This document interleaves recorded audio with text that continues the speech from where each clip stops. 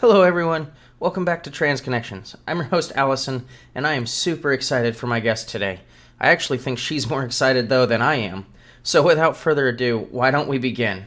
Would you like to introduce yourself? Well, my name is Phoebe Christine, and I am 25 from New Jersey. I just graduated from Rutgers Law School, and I am on Instagram at Miss PCV, and I am absolutely thrilled to be here. That's awesome. Well, thanks for coming on. Law school, that sounds like a lot of fun. I'm sure you're being facetious. Well, what are your goals with that? Are you hoping to get into any legal, like LGBTs type legal stuff? I'm Or, definitely considering it. I mean, when I first started, I was still basically what they call an egg. So I didn't realize okay. it was just that my dad, a professor of mine and my dad thought that I'd be very good at it. And it turns out that I was pretty good at it. And, now that I realize, oh, wow, I'm in a position where I could actually help people out. I think that's definitely at some point in my career, that's definitely something I'd want to explore. That's awesome. What type of law did you study? Well, we basically had to study the whole gamut of different laws. Basically, pretty much almost everything that's on the bar is what you learn in law school. It's not like undergrad where you have a major. For the first Okay. year, everybody takes the same exact classes. It's mandatory, but I worked mostly with litigators, both at the state of New Jersey during the summer and at a law firm uh, during my third year of school. That's awesome. Yeah. Um, do you plan on taking that? Like, I know you're looking. You said you were looking for a job earlier when we were talking.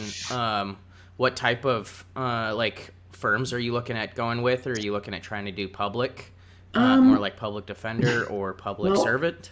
for my first job, to be brutally honest, I'll take wherever they can, wherever wherever they'll have me. The thing is, like, every time I'm going to, like, the job boards and things like that, they always say, oh, 1 to 3 years experience, 3 to 5 years experience, 4 to 6 years experience. And it's like, and this is my school's job board, my school. It's like, okay, well, what are we supposed to do with that? We literally have 0 years experience. You know, Yeah. So where like how do other people do that then? Because like there has to be like you've got a whole new class of um, graduates. Like a what lot is of it? How do people they do that every year? will clerk with a judge, and I've been shopping around for those as well. I Okay. recognized a little too late that I should have actually gotten a letter of recommendation from my professor, but here's the thing, like, I don't know what the hell I'm doing half the time anyway. You don't know what you don't know till you don't know it. Yeah, exactly. Which I feel is, like that's how transition has been for a significant number of people. I know yeah, for me that's what it was. I don't know if that was me that said that or Yogi Berra, but yeah, you don't know what you don't know till you don't know it. But yeah, no, that's exactly how it's going to feel too. To transition. Yeah. So, you said that you mentioned that you're technically still in the egg or crack your egg is cracking. So tell me about that. Well, the egg is cracked, but I'm still in the closet. Hard to believe, considering that I sound like I've been out for 5 years, but some of us are just blessed. But no, it's I come from a pretty religious family, so it's gonna be difficult. I've heard some of the things that my family said about people like me, and again, I don't think they meant any harm because the weird thing is I don't know. I think my dad would probably be all right with it after a while, but he'd also probably be one of those types that's like that'll see like some pride parade and be like, oh, I'm glad you're not one of those, dancing around half naked and stuff. You know, I didn't raise a whore. You know that. No, but he'd probably be fine with it. My mom, I don't know. She's extremely religious to a point where I don't know if she'll ever really fully come to terms with it because she thinks that people like me end up going to hell. I can understand that. And I'm sorry to start it off heavy like that. I No, it's really okay. am. We all kind of have these different experiences, and family can be so difficult because they're the people that mean the most to us generally, and so Hmm. Oh, it can be. and they've been so supportive too for in everything else. Like they've paid my way through school for the Hmm. most part. I mean, I got a lot of scholarships too, but they paid the balance. They've always like when I was a kid, I was diagnosed with having being on the autistic spectrum, and there was one neurologist who was convinced that I wouldn't be able to learn to read or write. And my dad basically sat upstairs with a pencil and held it in my right hand until and would guide it along as I wrote the letters. I didn't speak until I was like 2 years old. So I mean, everybody wrote me off as a lost cause That's early on. But I was definitely a very eccentric kid, that's awesome. to say the least. I mean, and to Well, go from like, around that time, I think that's it. go ahead.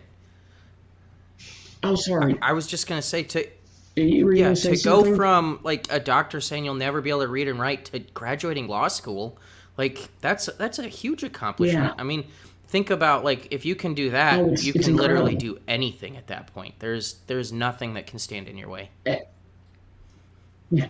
And that's the thing. Like whenever because I'm studying to take the bar now, and whenever that gets to be too much, I just remind myself like you've made it this far, you're not going to quit now.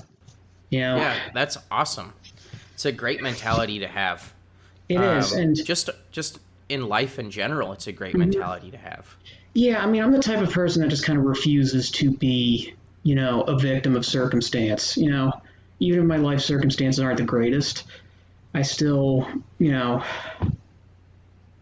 I still refuse to just give in. And that's the thing. Like, you know, no matter how hard it gets, I'm not going to give up.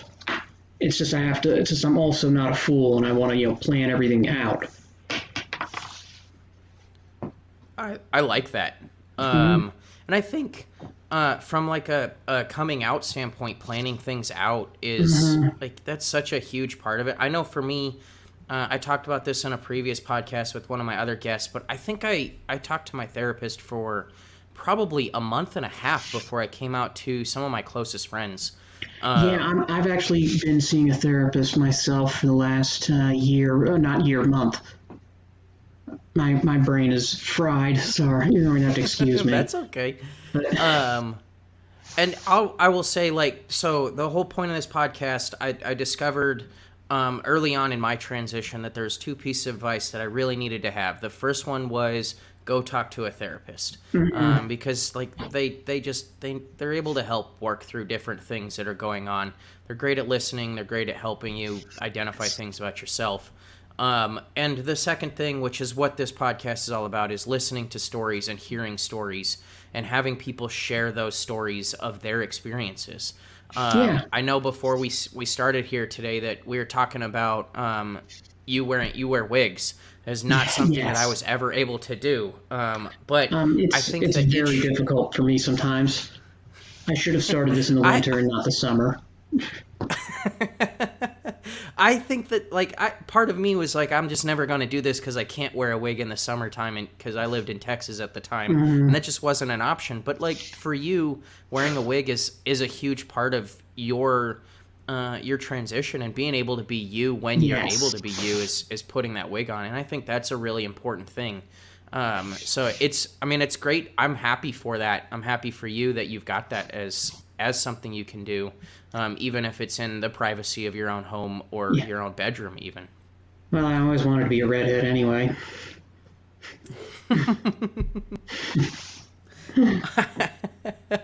I have thought about that. I would not look good with red hair. I don't think I Yeah, I would, at mean least. it's a hard look to pull off, but if you have the right look for it, you have it. Absolutely. Um, I think that that's great. So tell me or tell us about some of Okay. your experiences with your transition and your story. Well, I mean, pretty early on. I mean, it's kind of interesting because I mean, I'm gonna kind of like start from the beginning, but like as a kid, you never really realize these kinds of things. But I remember one of the stories, and it's actually kind of a memory that's kind of been embedded to a degree. I don't know whether it's Okay. because it's like traumatic or it's just been retold a lot. Probably not too traumatic, but when I was about three, up until the point I was 3 years old, I refused to have my hair cut at all. I ended up having it down past my shoulders as a little kid, and they would try. My parents would try as hard as they could to cut it, but they could never get me to stand still. As soon as I saw the scissors, I would run for the hills. Eventually, my father was with me in Pathmark. I was sitting up in the cart, or in that little spot where the little kids sit, and this nice older lady said to my dad, "Oh, you have such a pretty daughter," and that was it. He went home and he was like, "Okay." He told my mom, "You have to cut his hair," and I think that was kind of the moment I realized that there were certain things that I just wasn't supposed to be doing, you know. Mm, And I can I don't understand think, that. I think I kind of realized that. And I mean, the thing is, I was definitely kind of an interesting, eccentric child. I didn't really fit in with the other kids. I was, I remember, when I was, my first thing I asked the kindergarten teacher was, when do we do multiplication? Because my mom had actually taught me that over the summer before that because I'd seen it on a TV show. So she got me a bunch of flashcards, like all the way up to 12 times 12, and I'd memorized it at like Mm, 5 years old. I was able to read people's name tags. I was looking back as a kid. I was like, I was Rain Man, but being freakishly intelligent and slightly effeminate meant that I was a target for every bully on the face of the earth. Pretty much any bully that went to school was going to pick on me. So I didn't mm. really fit in. You know, I play most of my closer friends growing up were probably females until I was about like 8 or 9, and then I went through kind of that. If I had been born a girl, I probably would have been a bit of a tomboy at first. And then as soon as like I turned 13, 14, switch would have probably been flipped. Because that's kind of how it worked. From like 8 to like 13, I kind of actually acted kind of like a normal boy. I don't know whether it was social conditioning or if it was, I mean, I had some interest. I liked, going outside, playing sports out in the street with other kids. So, I definitely had some interest in it, but I also think, there's a degree of like, okay, well, this is how I fit in. And, I always though had an interest in, women's clothing. And, I remember the first time I saw, it was like a medical documentary about trans people. I think it was 9. And for some reason it clicked. And there was another incident shortly before that. I think it was in 3rd grade. And I remember asking a group of guys that I knew, "Oh, have you ever been curious about, what it's like to be a girl?" And That's a they all looked at me like I had 3 eyes. And at that moment, I that's realized that I was different from every single one of them. that's an interesting thought. I don't think I was Because I ever thought that like everybody was like that. I certainly thought those I had those similar thoughts when I was younger. But I never asked anybody. I never even brought them up. I No, did a lot of things for no, myself to it like would come make out me. here and there. I remember there was a time where I would, I was friends with this one guy, and we make movies together, and I would always, we make like amateur films together as like 10, 11, 12-year-old kids, and I would always play the female parts. So, there were manifestations of it here and there. And when I saw the Hmm. medical documentary, when I saw you've heard of that documentary, Transgeneration, right? From like the mid two Um, thousands. I I remember don't think I seeing have it. actually. I remember seeing it on like Sundance or something, and I was never so thankful that my parents had a good cable package. I was never so thankful because it was basically for college age, trans people, two women, 2 men, and I mean, with the men, it was like, why the hell would you not want to be a woman? But but no, now that I'm older, like I get that too, but at like 10 years old, I'm like, why the hell would you want to be a guy? Being a guy sucks. And that's such a weird thought to have, but like I remember having the same thought, like Yeah, on more than one occasion. Um, but it was the and girls I that I really totally looked get up that. to on that show. I'm like, oh Hmm. wow, this is actually something that you can do. Well, I mean, I kind of knew it was something you could do, but like, oh wow, you can do this and like not end up on the Jerry Springer show. Oh, that's cool. That's really cool. You can just live Yeah. your life as like just a regular person. That's awesome. But yeah, so I mean, it was around puberty though that I snapped. I became so sullen and withdrawn. I probably gained like 30, 40 pounds. I was like stress eating a lot. I was depressed all the time. My parents blamed it on medication that I was on, and that might have been somewhat, but it was because my body was changing, and not in a way I liked. Body hair was the one thing I hated the most. I Mm. despised it. I but the thing is, like, I never wanted to tip my hand either because even at a young age, I was kind of aware. Whenever I watched those documentaries and stuff, I would always kind of have like, one eye on the bonus room door where the TV was, just in case someone walked in. You know, because Yeah, even that's I mean, of course, if my kid was watching stuff like that at that age, I wouldn't be too bothered. I'd be curious as to why, but I wouldn't be bothered by it. But that's again because I understand that. I understand being yeah. that 9-year-old kid. I think today things are so much different than they Hmm. were even then. Oh 15 yeah, years ago. like I mean, Uh, oh absolutely.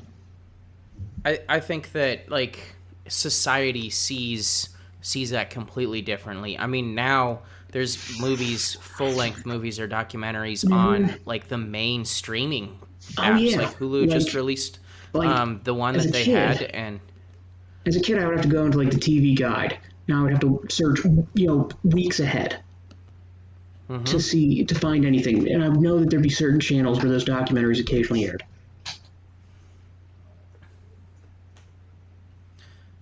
yeah, that's certainly um, a new new societal look on it for sure. Society has definitely moved past the it's no longer like taboo to be even No, talking about it. It's now it, at it least depends. It depends on the circle that you run in, though. I mean, my whole extended family, for the most part, seems to be very conservative and very close-minded. So even though I see like in society, there's more openness. There isn't, yeah. and I I would be I so I don't and I'm not certainly saying that this will be the mhm. case for you.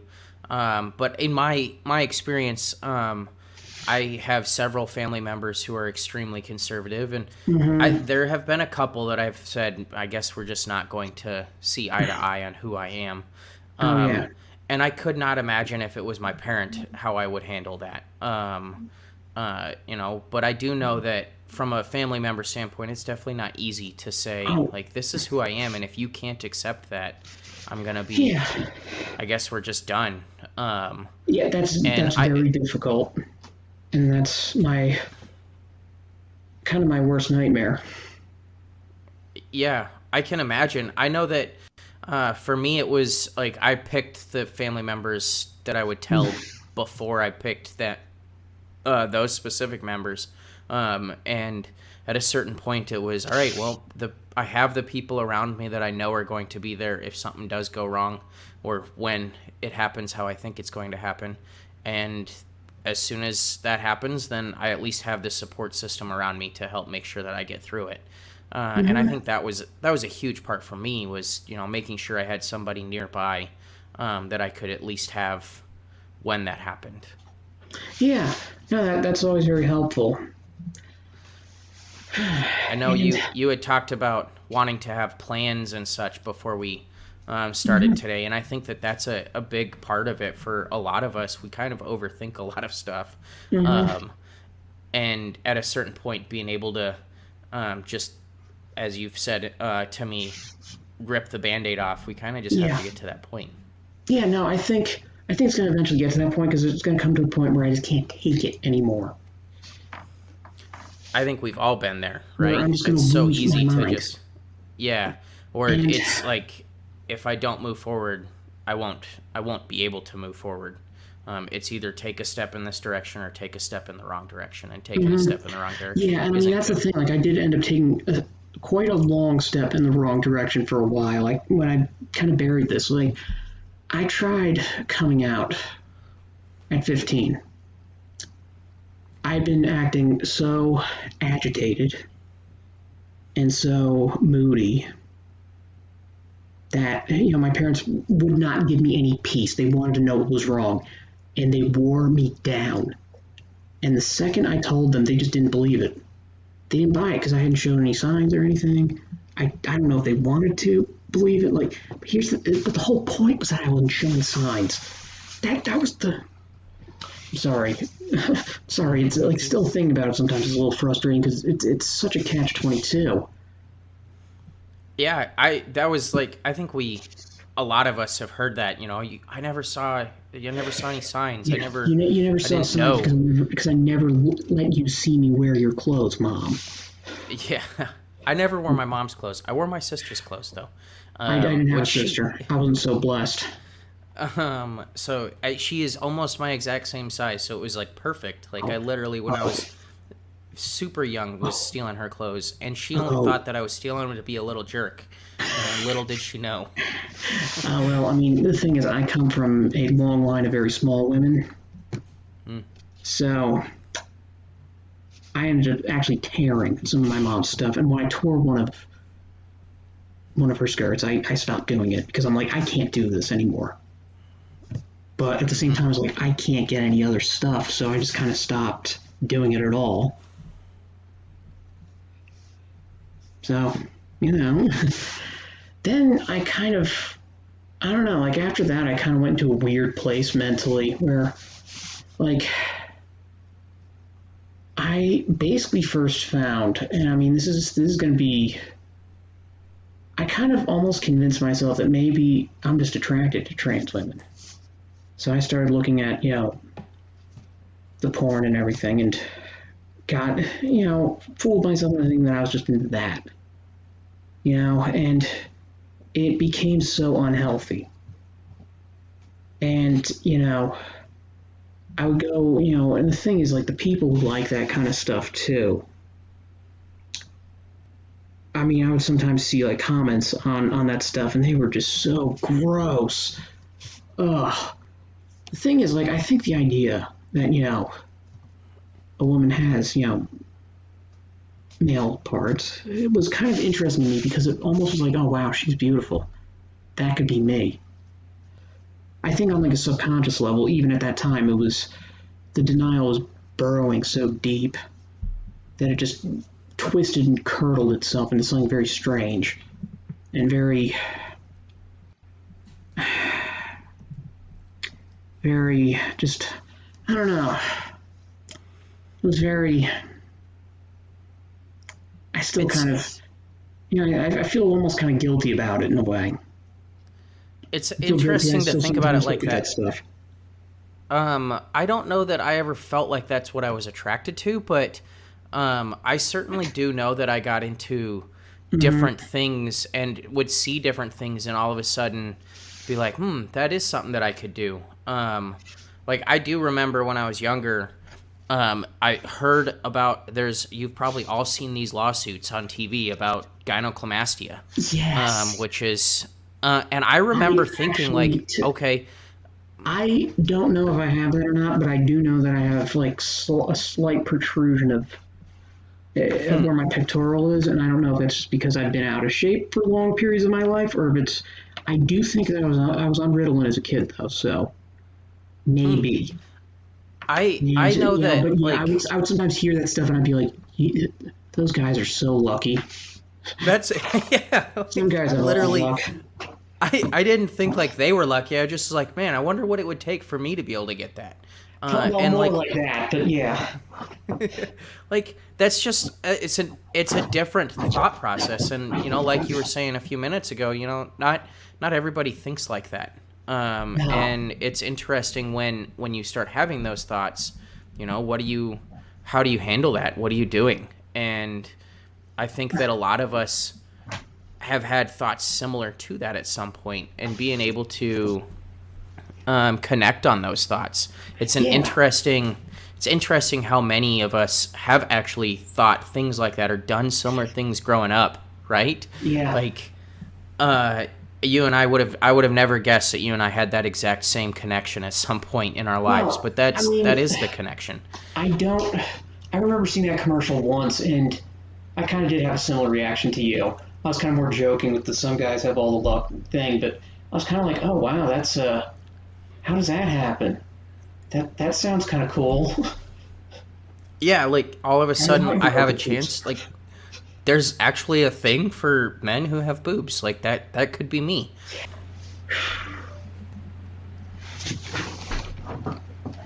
I'm just gonna turn that off.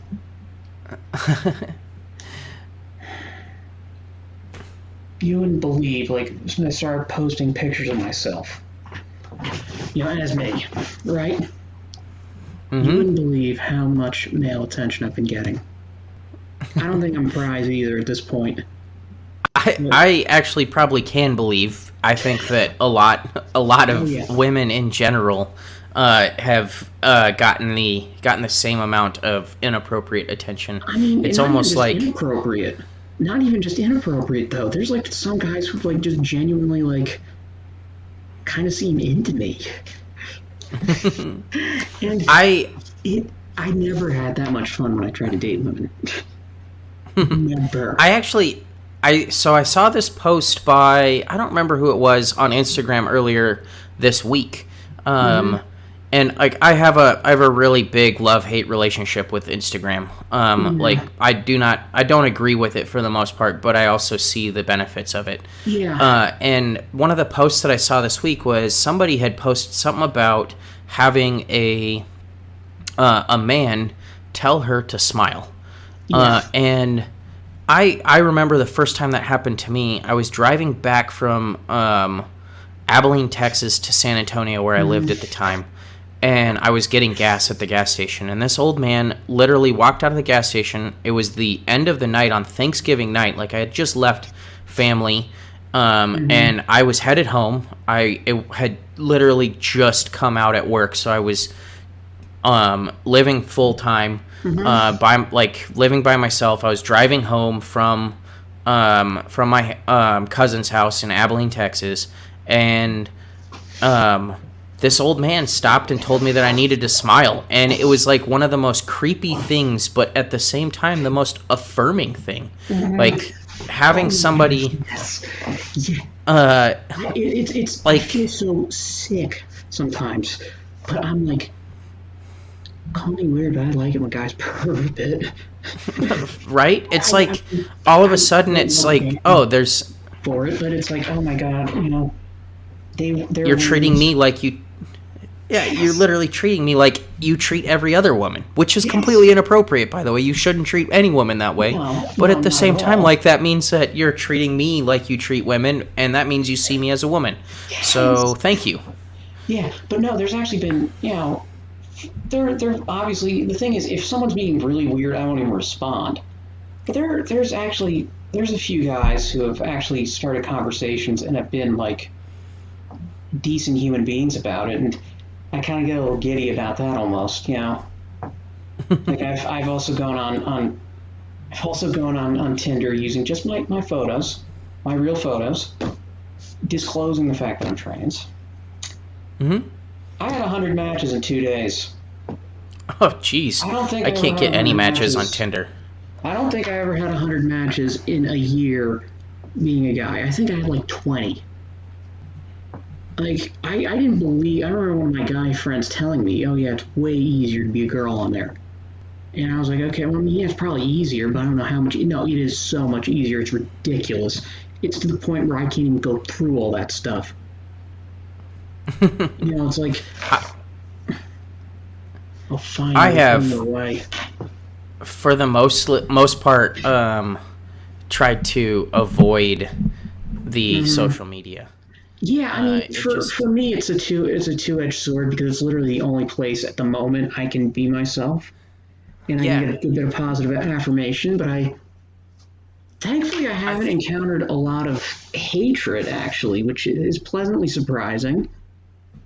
I've encountered a few perverts, but honestly, that's called being a woman on the internet.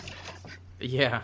Well, And I think I honestly, I avoid think the fact social. that being a trans woman too means that they think they have even more license, you know, with us. Absolutely. I think that the big reason I avoid social media is I just see that um, there's just so much about social media, and it's not Mm-hmm. just in the trans community, just in the LGBT community. Yeah. Just like so much of this, like I what I want and who I am is more important than anything else, Oh, and I hate that. And absolutely. I like the whole point of this podcast is to share everybody else's stories with other Oh, shit. people and make it about everybody and not just about me.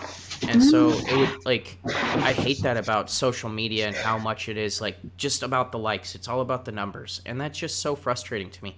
I 100% like without Instagram, I would not be where I'm at from a transition standpoint. I already know that.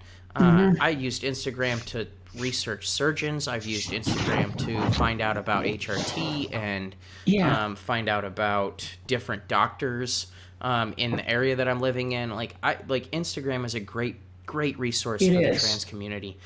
And so like I don't think that it needs to go away. I just also hate it because of how people react on it.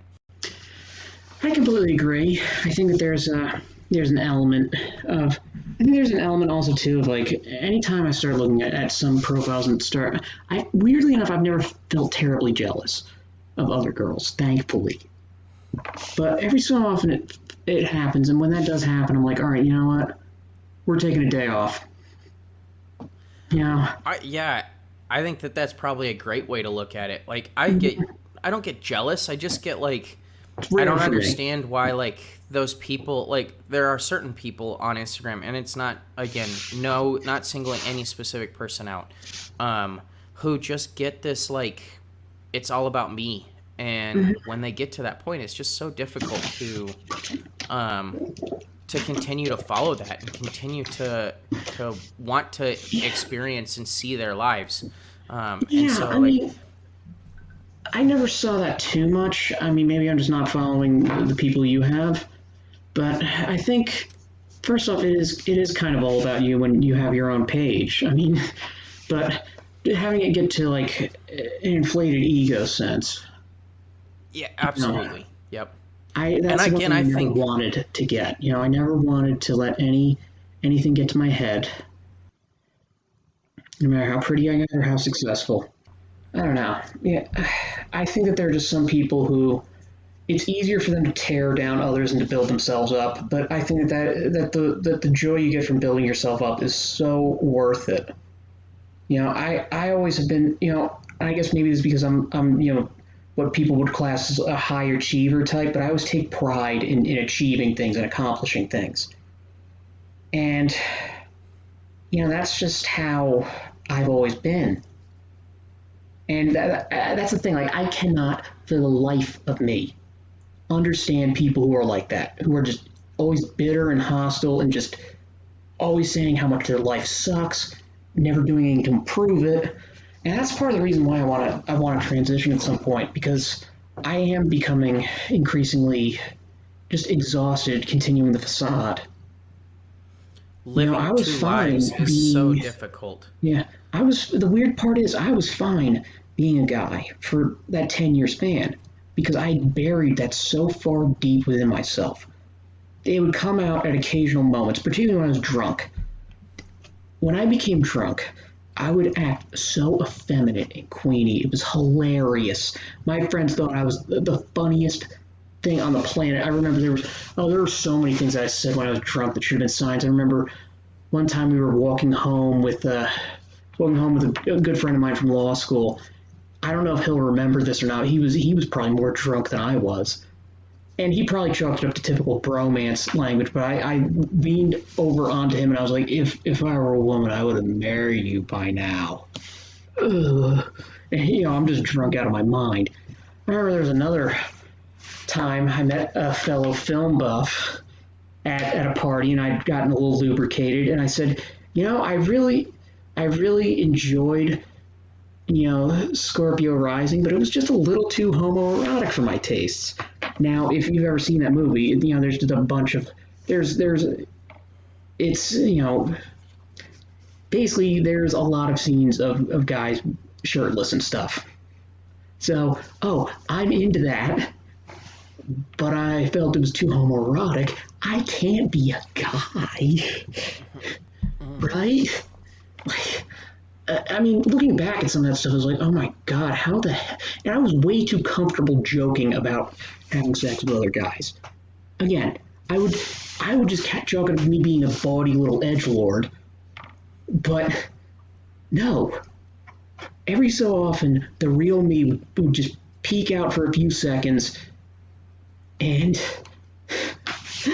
oh my god, looking back, there were so many signs that I'm just stunned that I managed to keep it together for as long as I did. Mm. I will say I know that I feel like I lived two lives for a very long time, and it was way so much work, too hard. Mm-hmm. I absolutely, it was like such a relief when I was finally able to say, like, that part of my life is done. I'm now in this, just get to be me all the Mm-hmm. time. Allison is 100%, and Yes. there is no more of this, like, Allison goes away for certain hours of the day, or when I'm Yes. around certain people. And that was one of the best feelings ever. And so, like, I know that it's not possible for everyone to get to that point No. immediately. I feel very fortunate that I had a family that was pretty welcoming. That's good. It took my mom quite a while to come Mm-hmm. around, but she's come around. She has been a huge supporter of me. She was a big fan, like supporter day one. She just didn't know how to support, and Yeah. it's been difficult. I mean, Um, that's the thing. The family. The thing is, we're not very common as I think we're what less than 1% of the population, like 1% maybe. People don't I really don't even encounter know. us a whole lot, so they don't know. So I honestly think that Well, the I majority of think, people aren't necessarily hostile towards us. They just don't know what to make of us at all. to be honest, I think most people know somebody that is trans that Really? just is not stealth, but doesn't hasn't come out to them. Oh, And yeah. I think that most people, because like I had a friend, he's somebody that I There's that consider a really higher. close friend, who literally the day I told me he had a sister who was trans, and I did not know. Wow. And this is somebody who I was like really close friends with, and I had no idea. And Yeah. so I think that most people do know somebody. That Yeah. person just Well, hasn't come out to them yet. I have two classmates who I graduated law school with who are actually somewhere on the spectrum somewhere. One of them is confirmed like non-binary or something. I think they're both non-binary. I just don't know the exact phraseology that they would use to describe themselves. And I was surprised because I'm gonna be honest with you, they didn't really present themselves to until fairly recently as any different than most gay men I And knew or I think bisexual men. each person kind of gets to do that themselves, and I think that Oh that's yeah, what's so great about the that's what's LGBT amazing about community it. is like we all kind of say like this is how I'm going to be, this is who I'm going to be. And I think like the average person has no idea for the most part. They think they know and they think Hmm. they understand, but they don't actually understand and they don't actually know. And so when someone does come out to them, they're surprised.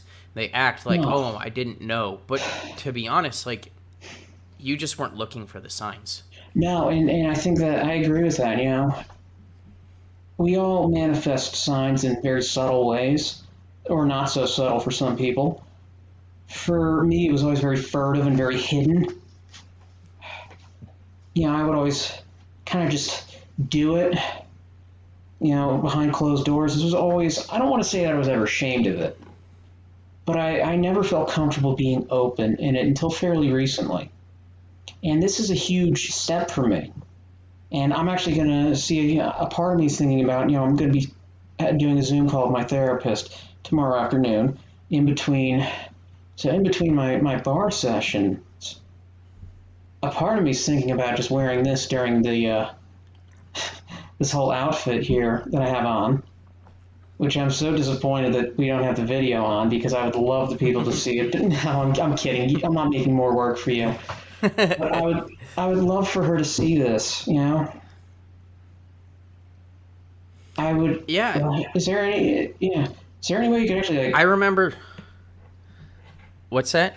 Is there any way you could like I screen capture what I look like? I I do remember when the first time I dressed, I guess, out to my therapist, and it was like one of the best like feelings because like she already knew, so it wasn't Yeah. like I was coming out to her, and it was like such an affirming feeling because I knew I was going to a safe space, Mm-hmm. um, and I was going to her office, so it wasn't like I was on a Zoom call, but like I Yeah. literally So you was had to leave out the in house public. actually.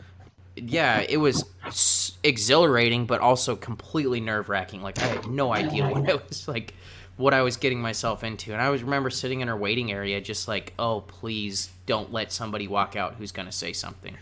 Um, Oh my which god. like I knew that like that was probably minimal. Chances of that happening were minimal, but at the same time, like it was definitely nerve wracking.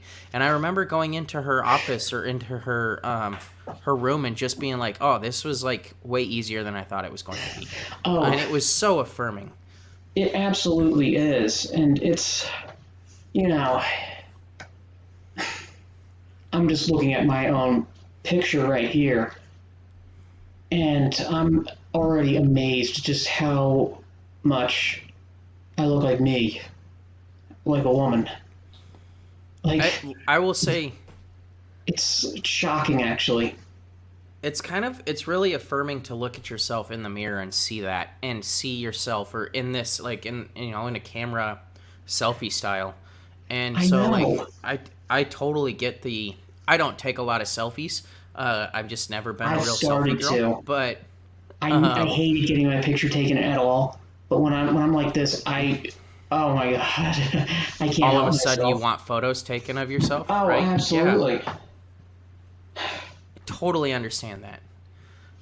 Well, Phoebe, I think this is probably a good stopping point for us. Okay. I really appreciate you coming on. So I'd like to say thanks. Thanks for coming on. Thanks for reaching out. I really appreciate it. I know that we have a lot of listeners who are going to be really happy to hear your story. Yeah. And so again, thanks for coming on. Thanks for listening. Remember to subscribe to hear more amazing stories. And to share your own story, you can always reach me on Instagram at trans_connections_podcast or email me at transconnectionspodcast@gmail.com.